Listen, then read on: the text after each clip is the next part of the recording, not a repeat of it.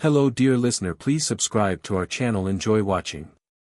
I never thought of myself as the kind of man who could be betrayed. Not because I was arrogant or naive, but because I knew my wife. Or at least, I thought I did. Julia was the kind of woman men wrote poetry about. Stunning in that effortless way, eyes like deep amber, lips full of secrets. When she laughed, it felt like the world was bending to her will. She could make you believe anything she wanted.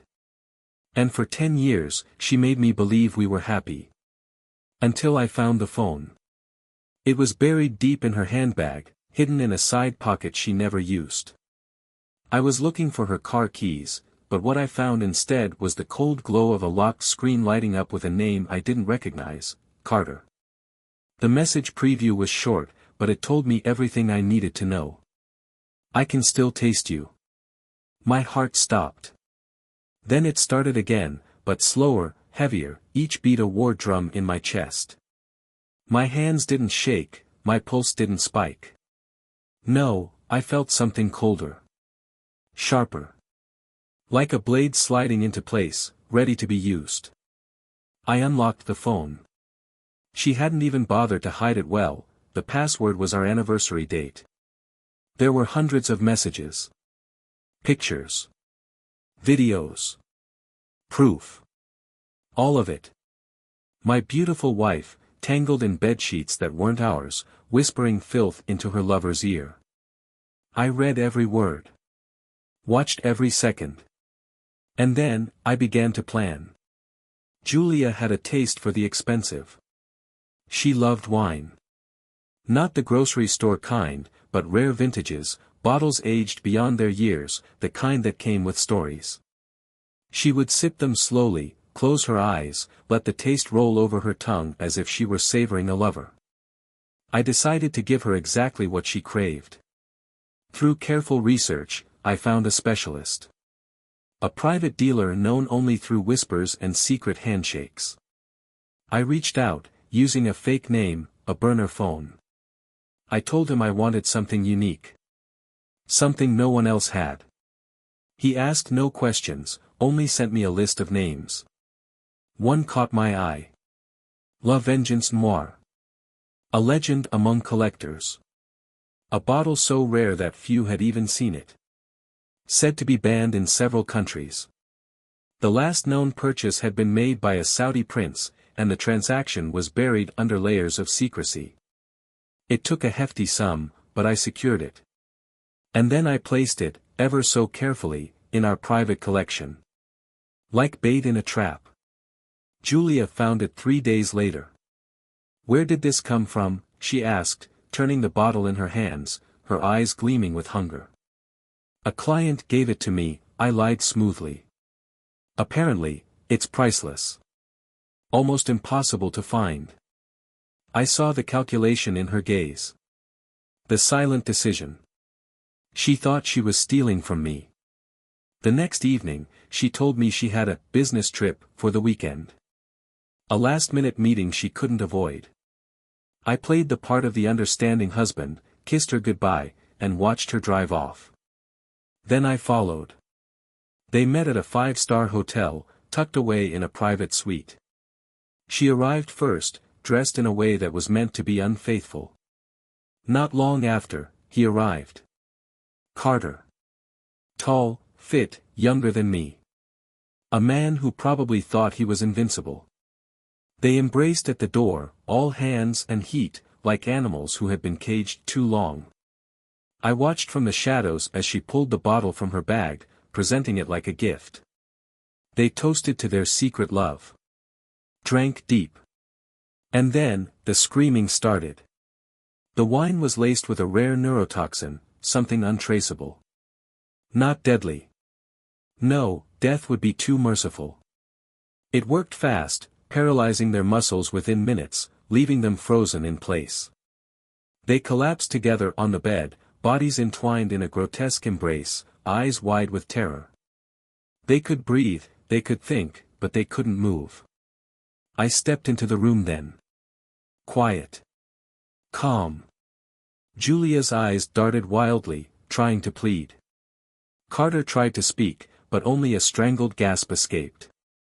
I leaned down, brushed a strand of hair from my wife's frozen face.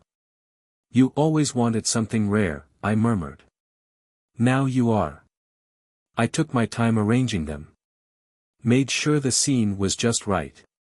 Then I left, locking the door behind me. The hotel staff would find them in the morning. Naked. Twisted together in a way that would make headlines. Cameras flashing, reporters clawing for details. Their secret, exposed for the world to see. And when the toxin wore off, oh, they'd survive. But their careers, their reputations, their lives would be shattered beyond repair. Poetic justice. I walked away, the night swallowing me whole, my revenge complete. Or so I thought. 3 months later, I found a letter waiting for me at home. No return address. Inside was a single photograph. Of me. Standing outside my own house. On the back, in Julia's unmistakable handwriting, were 4 words. "You think it's over?" My blood ran cold. Because beneath that, written in a different hand, was a single signature. Carter. Something was wrong. Carter should have been destroyed. Julia should have been humiliated beyond repair. They should have disappeared into the shadows, broken and forgotten. And yet, they weren't.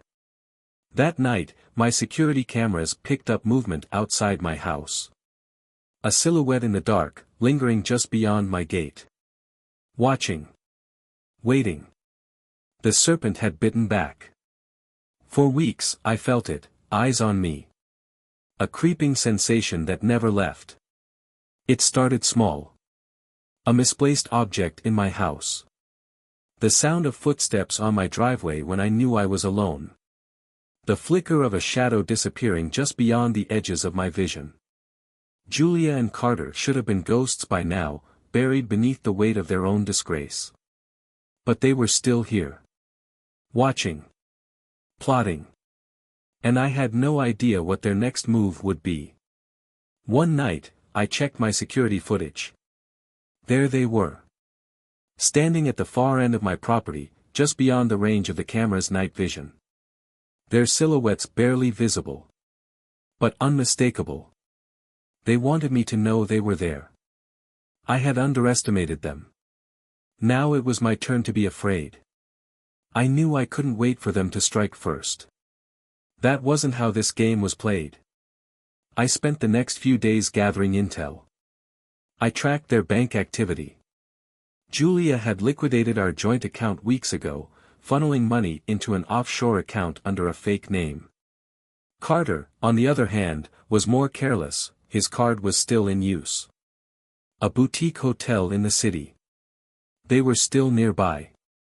I booked the room right next to theirs under an alias. And I waited. The walls were thin. Through them, I could hear muffled conversations. Julia's voice, sharp and cold. Carter's, uncertain, hesitant. They were arguing. "I told you this wouldn't be over," Julia hissed. "It's been 3 months," Carter snapped back. "He ruined us. But this? This is insane. We should just leave." "We can't leave." A pause. Then, quieter, more dangerous, "Not until he pays." I smiled to myself. I had them exactly where I wanted them. That night, I left a small, carefully wrapped package outside their door. A simple note attached. A peace offering. Inside, a single bottle of Chateau de l'Inferno. An exquisite, vintage wine. One of the most expensive in the world. A bottle that would be impossible to resist. It was real. At least, most of it was. I had altered the cork with a slow-acting sedative. Harmless at first, but after a few hours, it would leave them weak, confused, vulnerable. The moment the door opened and I heard Julia gasp at the sight of the bottle, I knew it had worked. I waited for 2 hours before slipping into their room. They were sprawled on the bed, eyes half-lidded, limbs sluggish. Conscious, but powerless. Julia's pupils were dilated, her voice slurred. "What did you do?" she mumbled. Carter struggled to move, his arms weak. "You bastard." I sat down in the chair across from them, perfectly calm. "Did you really think I'd let you win?" I asked softly.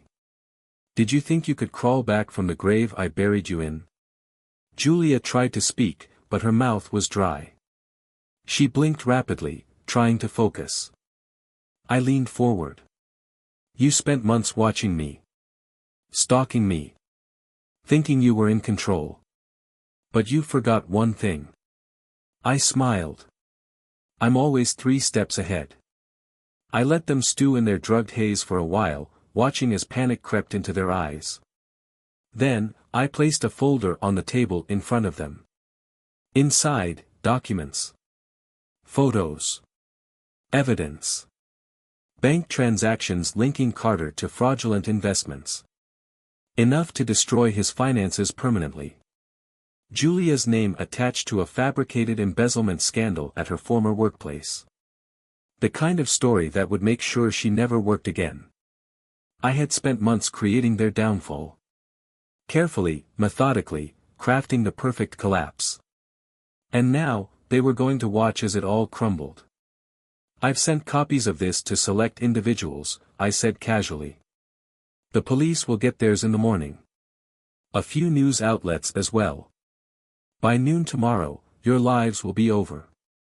Again." Julia's face twisted in rage, but she was too weak to do anything. Carter groaned, his head rolling to the side.